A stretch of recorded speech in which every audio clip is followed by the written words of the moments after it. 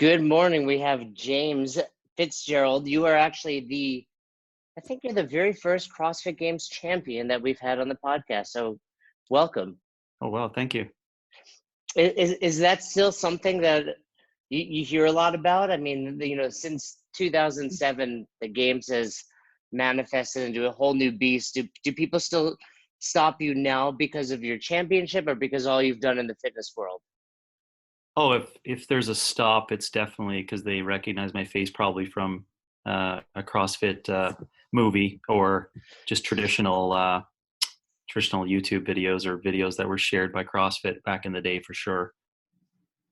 So, you are probably, I would dare say one of the most successful champions out there. Obviously, you have the people that have been, growing like the Fronings and the Frasers, who because they've, been champion, they get spotlighted specifically in that arena. But you've really taken it and created a whole new company, a business, a whole new life for yourself from it. I know you were already in the works with part of it, but can you tell me? It's certainly a broad question, but can we dive into that right away? Just how you went from, hey, I competed at the games, I won, came back in '08, and now I've created OPEX, this online and in-person training. Yeah, I guess you'd have to define what success is before you try to compare the two. Secondly, I don't think it was on the base support of winning that developed my business. I think it would have happened anyways. It's just that being an early adopter to the sport and also just being there, in the trenches in the early years allowed me, I guess, to see this new tool and to kind of blend it inside of what I was offering anyways for fitness and then into fitness coaching. So I think that, it was unintentional. But certainly, I guess, if you were to use that, bubble of previous champions and what they've done past that, I think just give it time because I was older when I won too. I mean, when I was competing, I was 33 at 34. So, just in recognition, I'm 46 now. So, I probably should be doing something with my life at this point in time. Well, you certainly it's not that you came into the sport late, it's that the sport was developed later into your life. Yes. And for considering the fact that at 33 you won, what does that say about the sport now versus 2007, where the average age on the competition floor at any given moment is probably 24? Yeah, it just says that it was an early adoption of the concept of a sport. It says that the sport is probably only in its truest form just over a decade old, because I would say for the first couple of years they were still trying to organize exactly what it looks like, and it just shows that it's a really nice reflection of truths over time. Meaning, the more and more the sport develops, the more there'll be this separation between fitness versus sport, which I really like that fact. And basically you've taken that concept and created something, right? So many people when they first find CrossFit are just like, hey, this is all about sport. And I should ask you first, what prompted you to create OPEX? Yeah, I was just about to say that it wasn't on the back of CrossFit. OPEX was really just fundamentally concepts of fitness principle delivery. And we do it through CCP, which is an education for coaches. So CrossFit would be concept of fitness as to how it's delivered for mixed modal training inside of whatever I think fitness delivery should be. So for, I was practicing fitness and coaching it for a decade prior to my introduction to CrossFit. And so I have a good backbone of just the principles of strength and conditioning, and you layer that on top of it. And that's what moved into what CCP is to today. So, and for those listening, we have a lot of box owners, a lot of coaches. Maybe I'm just a little jaded. I think everyone's heard of James Fitzgerald and OPEX, but But for those that haven't, how would Mhm. you start to define what this is and where they could even begin to learn about it? Yeah, just go to opexfit.com, opexfit.com, and we have a pretty clear story there. Um, and basically, what we're trying to do is to raise the value of a fitness coach as our deepest mission, and its professionalism and what it means. And we do that through the delivery of trying to download pieces of information into every person's skull on what principles are in fitness coaching. And those 5 areas are wrapped around business, building relationships, assessing individuals, giving program design, and nutrition and lifestyle practices. And that's what we teach, those 5 areas, so that people can go out there and try to, on the back end as outcomes, raise the value of a coach. So for those who don't know, you can just search opexfit.com, and they'll be able to find some answers to what that is. There's so many programs out there these days that are trying to professionalize coaching and trying to help coaches, take their careers to the next level. What's something where you guys stand out? What's different about OPEX than, say, a Two Brain or an Active Life or some of these other companies that are trying to also develop coaches? Yeah. Well, first of all, I find it fascinating. There's so many systems out there that are trying to develop coaches, including us. You just want to ponder that for a while. It's an interesting thing itself. Secondly, I'm not sure because I don't really know the other systems well, but I would just say what we do. We try to give coaches tools that'll be helpful in the real world. Meaning, like, what do coaches really need to do to get out there? And I think what may differentiate us as well, I'm not really sure, is that we believe in the long game approach for the coach, meaning that that coach is an entrepreneur themselves that can put food on the table for their children and also support their children going to university over time. We don't use those exact realities, but as a concept, we build the pieces in place so that the coach doesn't die in the process, so that the long-term systems are set up for actual professional coach ideas, not just technical capabilities for a coach, or not just how to find people in the market. That unto itself may get you people or may make you seem very smart, but it doesn't provide a 30-year long-term goal for your professionalism as a coach.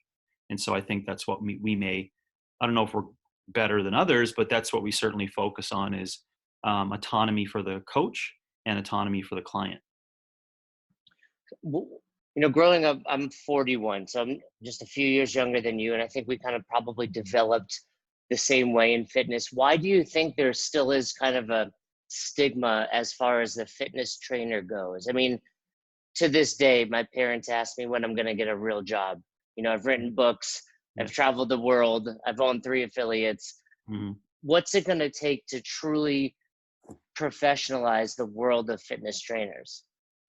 I don't think we're going to see that time.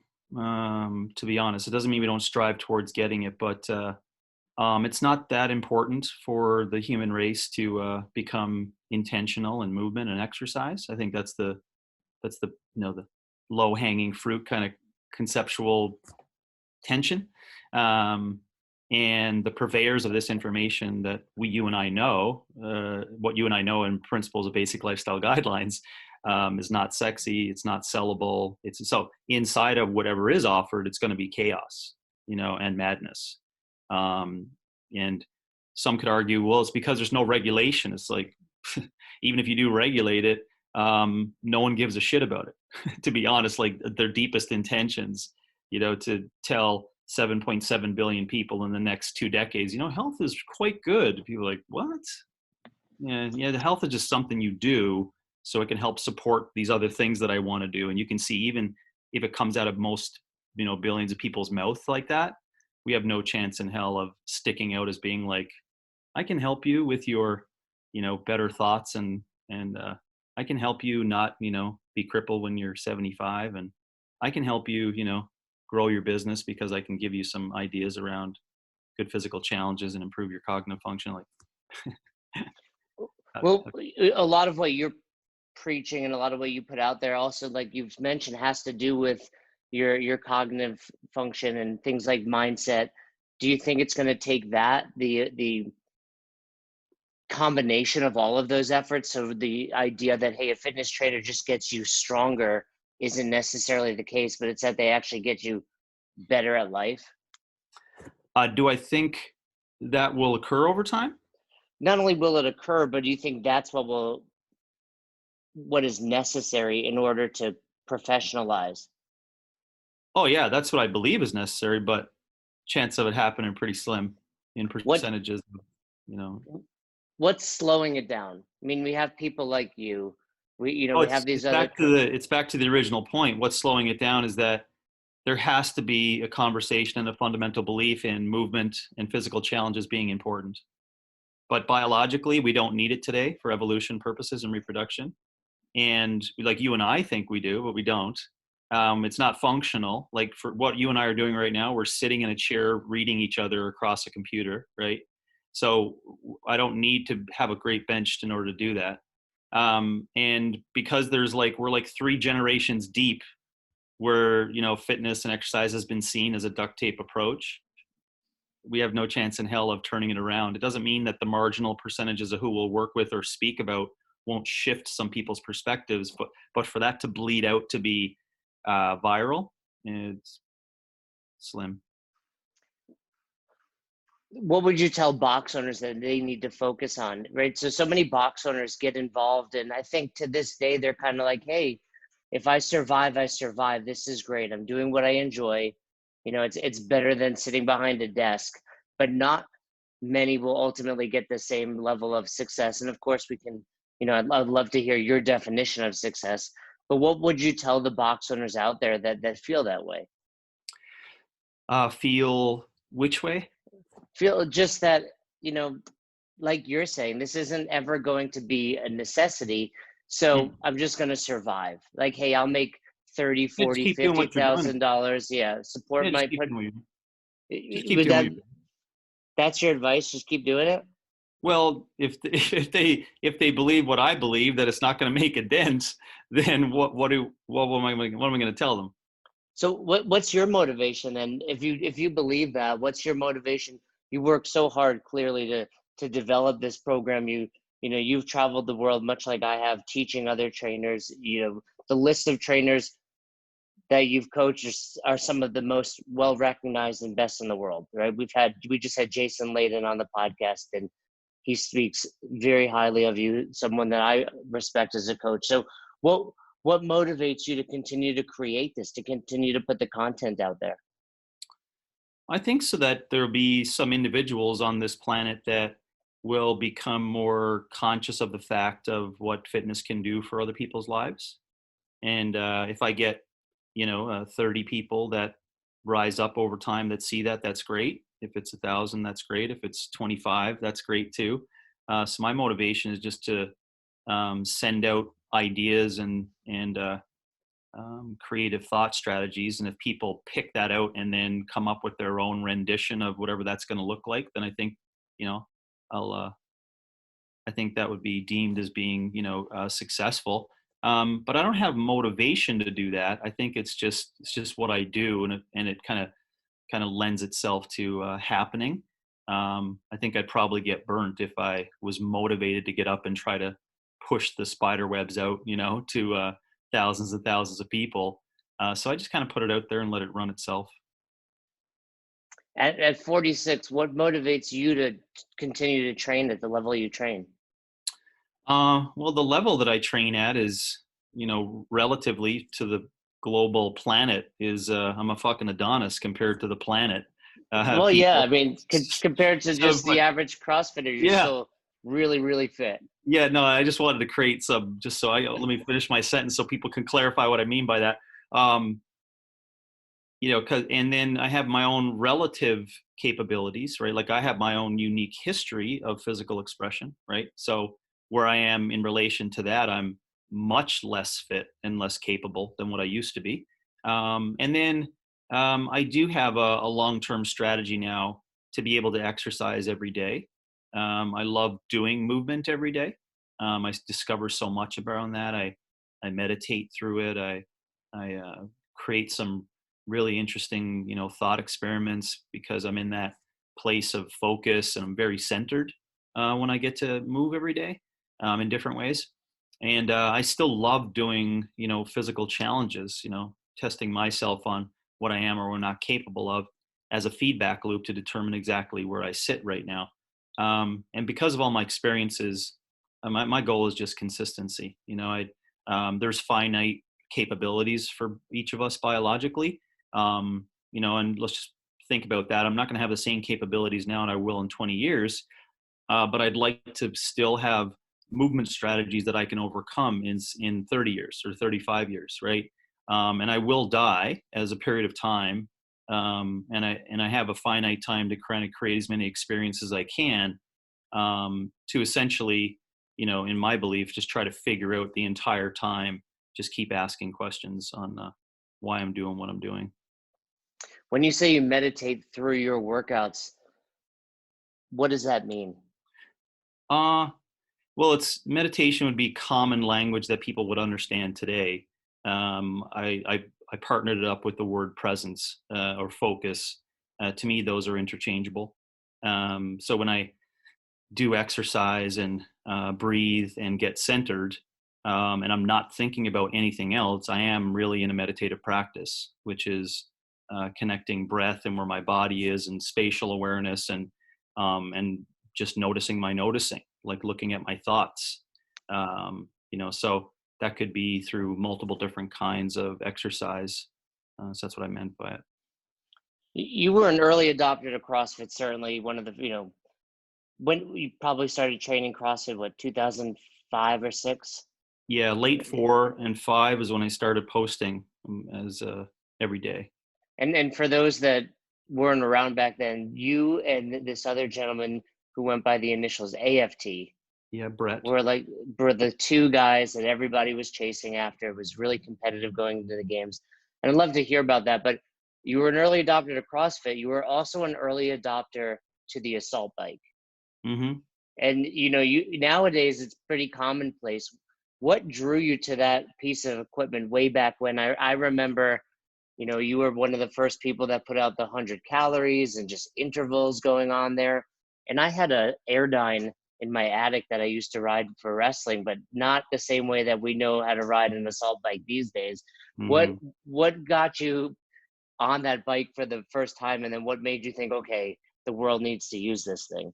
Yeah, I think it just was like showing up in all those early adopter, intense models, because from the late 90s till 2003, 4, 5, we were trying to really come up with strategies of increased physical performance on the groundwork of what we had been given, right? Which was truly just resistance training and then cyclical endurance activities, right? So the typical, you lift weights and you do absolute strength training. And weightlifting was saved for the Olympic athletes or some sport professionals. And then there was like running on a track or biking, right?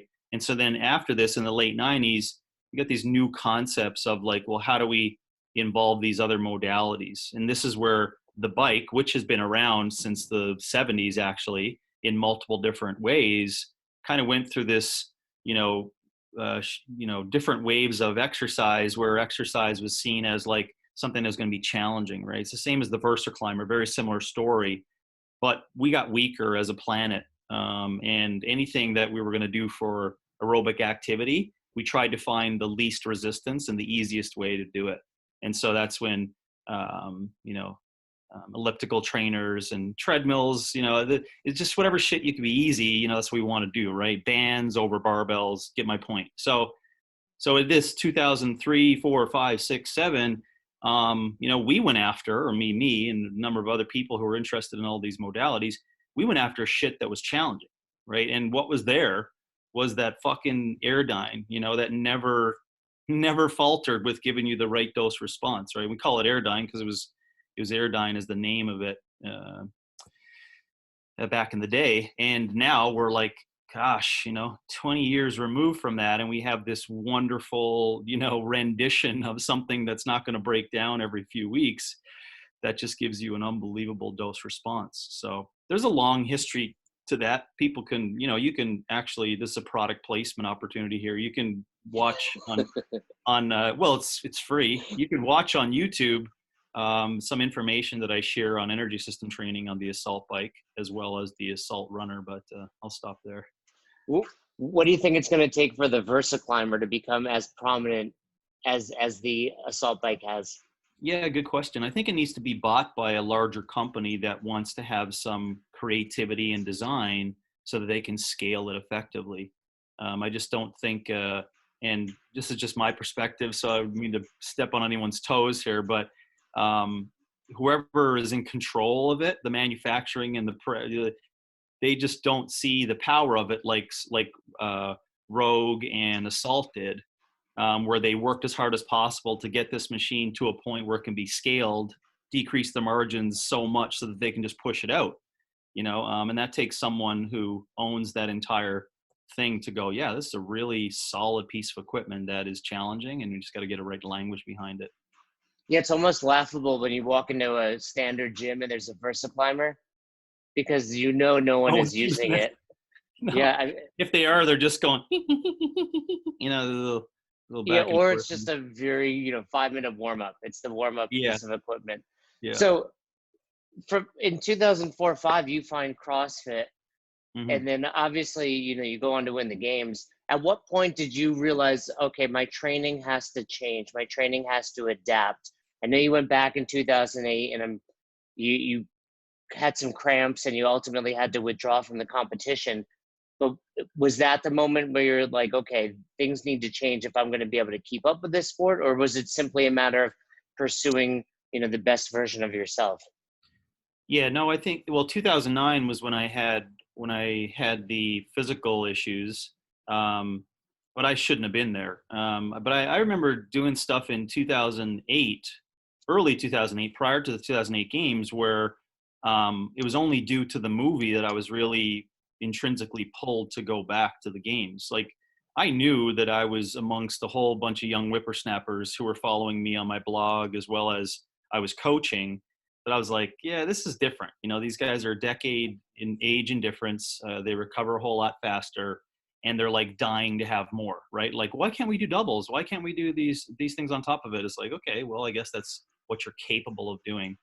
But for me, I was grateful for the fact that I still had that somewhat of a competitive instinct inside of me, because I could lean up against what the balancing things are in terms of physical performance versus health. So I was able to, through those challenging physical experiences, recognize that there's a sweet spot for longevity and health.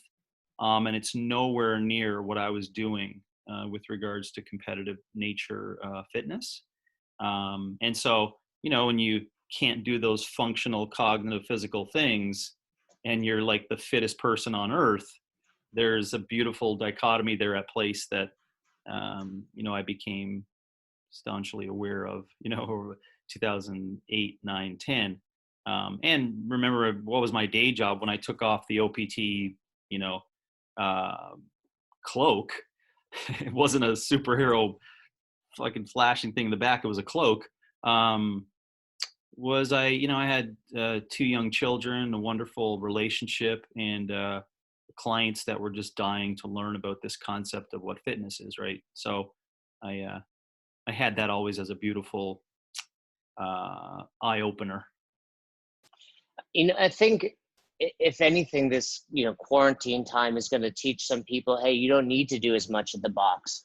You don't need to train as hard to live a healthy, happy lifestyle. But what's some advice you would give to people out there that, especially those young people that find CrossFit or find whatever sport and they just try to do too much too soon? Yeah, if you're putting it into age categories, I think we need to recognize that from 18 to 25, their brains are not fully developed, right? So we could argue that all the time we want, but they're just really not developed yet. And based upon research, what you're looking at, they're slower to get even to that maximal development today as a whole, right? And that's some proven stuff depending upon what literature you want to look at. So you have to recognize that. You also have to recognize that they will not have a connection or concept around the meaning of exercise, right? So you got to remember that they were birthed from a population that, probably passed on to them in belief that exercise is just what you do so you don't get fat, right? Or exercise is what you do so you can eat what you want. Or exercise is what you do because that's just what we do, like white picket fence, get a job, go to university. Like these are the intentions that are built inside of that young group. So, what would I tell those young whippersnappers? I would tell them to just ask the question every now and then of like, well, why are you really doing it, right? And be okay with whatever you come up with, but just recognize that story will probably change over time. What's one thing you used to believe about fitness that you no longer believe? Let's see. Well, I'll use that age category. Between 18 and 24, I probably thought that fitness was going to allow me to fundamentally get a partner, so I can be seen as someone that's worth anything, worth reproducing with. It was kind of had a veil over it of like, look good naked, doing exercise will keep you lean, but the deepest intentions down below are that, I want to get a partner, I want to mate, and I want to show myself, I think that's probably what my beliefs were then. So, I don't know if that really, I don't know if that changed per se. Well, it has changed because now I don't see it that way, but you know what I mean? In my brain at that time, I really thought that was that was why you did it. Right. So, and I don't now. So I guess that's the answer is I guess that's one area that things have changed over time. There's probably 1,000 others just based upon, 20 years, you just learn a whole lot, I guess, in exercise. Yeah, and maybe it's just because I found fitness at the same time, as a teenager. I think anyone that finds it back then in their life, that's really what they're thinking. Hey, I just want to look jacked and, be an alpha male or female, and that'll let me find someone else. And yeah, we realize, hey, there has to be more to it, especially if we're going to suffer like this, or just well, what's your thinking there? Because you said, well, you said we will realize that there's something more to this, but that's only a select few that come to that. What was that moment for you? Of the realization? Yeah. It wasn't a moment, I think. It was probably a collection of 1,000 different things. I think that's why I honor the aspect of continuing to exercise, right, and experiment and play, because it gets you to come up with these thoughts that you gather in a whole over time that are like some truths based upon that, right? As opposed to like a couple instances, you're like, oh, that's the truth right there. It's like, no, we'll give it time, do 1,000 of those iterations, and let's see if it gets there. But I think it wasn't a specific moment. It was just a collection of a whole type of things that, as I said, just kept giving me feedback to my life I was living, to saying like, oh, there's a spot for that, and this is where it should sit, and this is how it should add to who you are as a person. Not subtract, or not uh, uh, radiate. Right? It shouldn't help you radiate, determining who you are. If that makes sense. You've written so many workouts over the years, and you post them to this day. Is there one workout that you think about that you're the most proud of, either because it's terrible from a painful perspective, or just because the results you feel that it yields, or the way it tests people? Is there any one workout that you would throw out as like, this is my legacy as far as workouts go? Yeah, no, I don't think there's one, but you do ask a good question that I probably should spend a little bit more time thinking about that, just for not only just to answer this question, to have something to speak about, but for my own reminiscing. But there is a couple of different instances. One where I speak about it often. I think that's probably why it's on the tip of my tongue. It's probably top of mind from different conversations, or this question asked differently. was I would call it like off track of .com to try to improve my Linda time, which is deadlift, clean, and bench press as a part of your body weight. And I always thought that was a really interesting way of testing oneself, not absolute comparisons to others, but it's like you have to work against your own body weight percentages and then move load in a way, with good form, et cetera, that, I just thought it was an excellent way of testing oneself, and so I went off track for, maybe a 2-year plan to kind of do these little, pre and post.com activities, knowing when that come up, I would have like strategy in place and correct body weight strength capabilities and this unbroken concept of being able to do all those things. Right. Yeah. And so I remember doing that and having what you're asking there, that really deep, how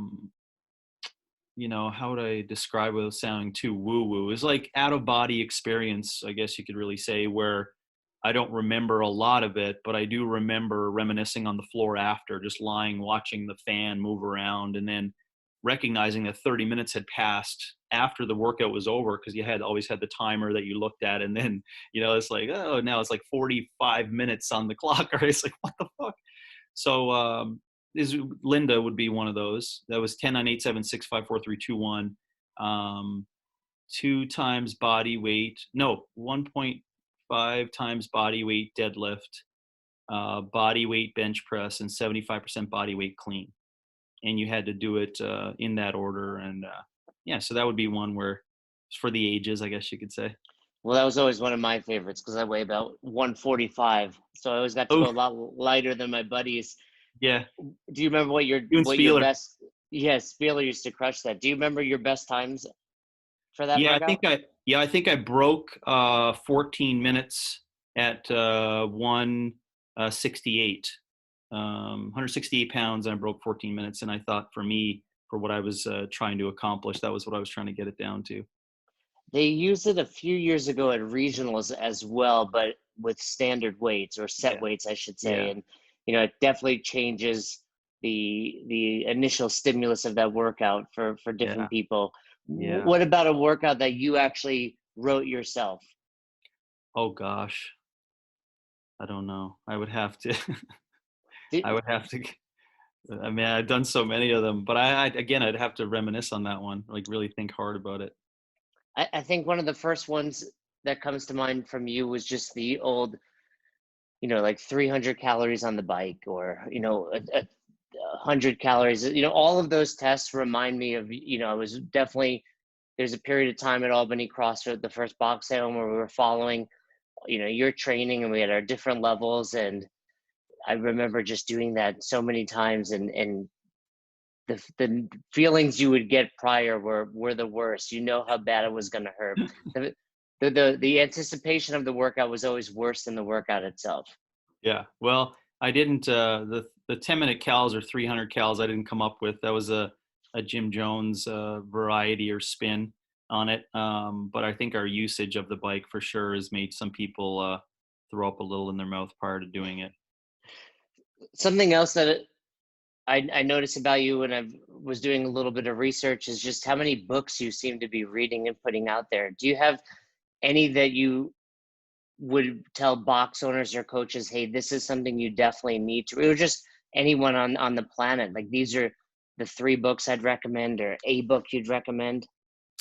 No, not a book, but I would ask just folks to maybe, you really got to test it out to see if it's a way that you learn, right? You got to, so I'm not going to tell people to read books and they don't get anything from it, but, and there's no specific topic, because people can come up with some strategies of great coaching by reading fiction, over and over, so, no, I wouldn't say any 3 books, but I would say just dedicate some time to reading, if anything. And if I was to virtue signal it, I would say like a real book, not a Kindle, not off your phone, not an article, New York Times article, like an actual book. You open up, flip pages. I think there's something in that the group you're asking about would get something from, which is relax, sit back and focus, take some notes on something. And I think just that practice itself, whether it's a fucking 11-year-old's book, it takes you half an hour to read, you'll get a lot from that, just the practice of it. And I think that'll lead them into some directions, if that makes sense, as opposed to giving a book that would just like be very threatening to them. They may not be ready for that. So they'll read something that really makes them think like I'm an asshole or a nihilistic maniac. We're all dealing with the same thing right now. We're recording this on a Monday. The episode will be on a Friday. I'm assuming unless the world completely shifts, we're still going to be in the same situation on Friday. Mm-hmm. When we come out of this, mm-hmm. what impact do you think it's going to have on the world of fitness? Well, I think some people will have a hard time getting back up to speed. I think that's like all industry. We're not any different than any other industry. And unfortunately, some will be lost in it. We don't need to get muddled down into the morality around that, but they'll get lost in it. Unfortunate for some, and could be some good reboot for a different profession for others. And there's a lot in that, but as a whole, I don't think much. I don't think it'll affect it much. Back to my original point on intentions and ideas, I think it may like nudge the speed of this transition towards automation and artificial intelligence and virtual reality inside of fitness. I think it'll nudge that to speed up a tiny bit. Yeah.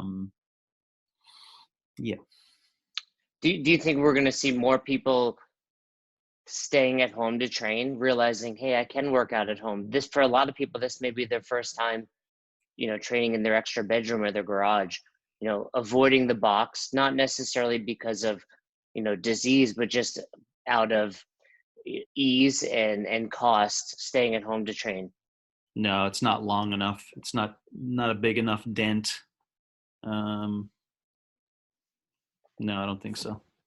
So you think quarantine's over, box doors open or gym doors open, everyone's leaving and going back?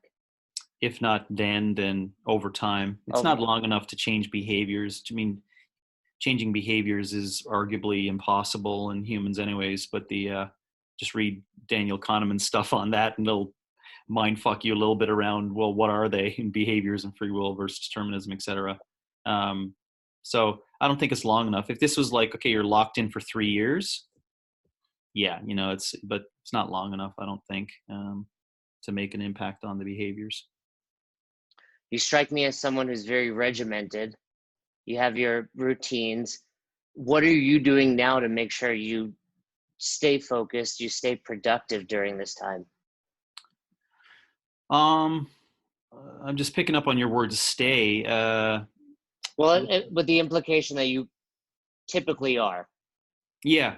Well, I'm just trying to stay consistent, I guess. I like to, I guess, keep rhythm the same no matter what changes would occur. It's not like something like this has happened in my lifetime, 18 times or every couple of years. So it's fairly new, but not a lot has shifted in my my day-to-day rhythm of that.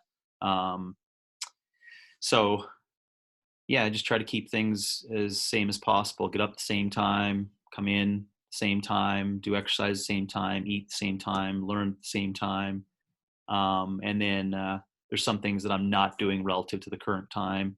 But in those cases then now I'm shifting to create more help in other areas. So my priorities have just changed more recently, which I kind of enjoy, being at home a little bit more and spending time with our little tight-knit family that we have, and activities with them. So that's been a good shift, good change.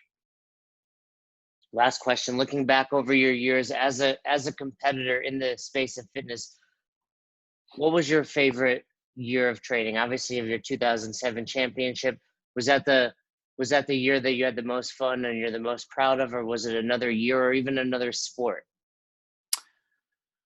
Yeah, that's a good one. First thing comes to mind is that I guess in the continuum of enjoyment, none of the years of competition were enjoyable. I don't think they're supposed to be, but I love, like, on levels of enjoyment. My past year have been the most enjoyable because I'm allowed to do whatever I want. I can change up every time. You get my drift. Like, I have full agency, true agency of what I want to do, so that would be the most enjoyable. But you do raise another good question that I probably should sit with for a while. Yeah, it could have been very well, like, the first year after rehab. When I was 18, I hurt my leg and then had to kind of reinvent my whole self, because I was forced to. And so I think that was probably a really enjoyable year because I was coming off a really low point. So I think that probably would have been my greatest year. And I think if I was to wrap the characteristics around what made that year like that, it was words of like a rebirth, and it was built with intentions, and it was built with these finding these new physical challenges, etc. And I think that's what made it enjoyable. For someone that wasn't around back in 2007, they find CrossFit in 10, 11, 12, etc. Yeah. Is there any way for you to explain to them what that was like back then to show up and compete in Aromas versus what they're seeing these days? Oh yeah. There was a less total number of events. There was less competitors. It was a little bit more raw in nature than what it seemingly looks like for polished perspective today. Yeah, and then outside of that, just maybe the intentions inside of us doing it were a little different than relative to today. I would say, just for conversation's sake, a little bit more amateur then and more professional style looking now. Yeah, that's how I'd start it, to try to describe the differences. But when you were making the trek, because you were in Canada at the time, Hmm. to Aromas, and Hmm. and I don't, like you said earlier, OPEX would have grown, everything would have come about regardless. You were moving in that direction. But Hmm. was there any part of you that thought on that journey to Aromas, like, hey, this is going to be something that I'm potentially remembered for? No.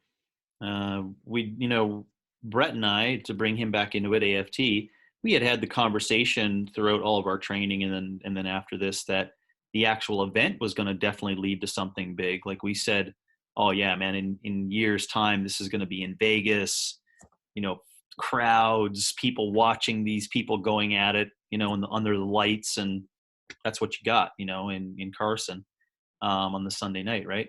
Or Sunday afternoon, sorry. Um, but yeah, for myself, no. And at that time, I didn't think about that. But you were right. You were right. I mean, that's ultimately what it did become. But it's really great to have been able to chat with you. I think you've always been someone that I've admired, not just from a fitness perspective, if anything, more so from what you've done after that. It's impressive to see what you've done. It's impressive to see the coaches you've had an impact on, and I'm really honored to have you on the show. So thank you so much for coming on. Okay, no problem.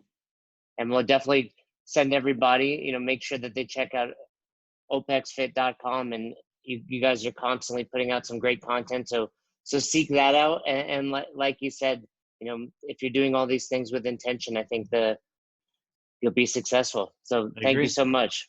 You're welcome. Thanks for listening to Best Hour of Their Day. If you haven't heard about Anchor, it's the easiest way to make a podcast. Let me explain. First of all, it's free. How cool is that? There's a creation tool that allows you to record and edit your podcast right from your phone or computer, so it becomes super simple. Some of these episodes with Fern or Todd or myself chatting with one another, we've done right within the app itself. Anchor will make it easy to distribute your podcast to all platforms, Spotify, Apple, and many more. And you can make money from your podcast with no minimum listenership. It's everything you need to make an awesome podcast in one place. All you have to do is download the free Anchor app or go to anchor.fm to get started today. Come on, who doesn't have Spotify at this point?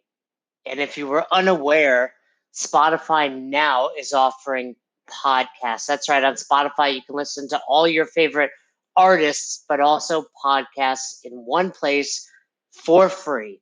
Spotify has a huge catalog of podcasts on every topic, including the one you're listening to right now, Best Hour of Their Day. On Spotify, you can follow your favorite podcasts so you never miss an episode. Premium users can even download episodes to listen to offline wherever you are, something I always do before I hop on a plane. And you can even easily share what you're listening to with your friends on Instagram and other social media platforms. Here's the deal. If you haven't done so already, be sure to download the Spotify app, search for Best Hour of Their Day on Spotify, or browse some other podcasts if you want. You can find them in your library tab. And also make sure to follow me so you never miss an episode of Best Hour of Their Day. Thanks again for listening to Best Hour of Their Day, and thanks again to our special guest. We appreciate all you guys do for us with Best Hour of Their Day when it comes to sharing our posts on Instagram, when it comes to subscribing to us on YouTube, when it comes to the constant feedback. We are grateful and we appreciate it. We are trying to build a community based on coaching development and becoming the best version of yourself. And it goes without saying that we couldn't do without all of you. So if you haven't already, please subscribe to our YouTube channel. Season 1 of Dropping In is out. We are getting tremendous feedback and we'd love for you to check it out. Leave us a comment on there. Head over to our Instagram. Give us a follow. Like our pictures. Feel free to share anything that resonates with you. And if you have any questions, comments, concerns, or feedback for us, please don't hesitate. Email us, besthouroftheirday@gmail.com. Thanks again. Until the next episode, we hope you've had the best hour of your day.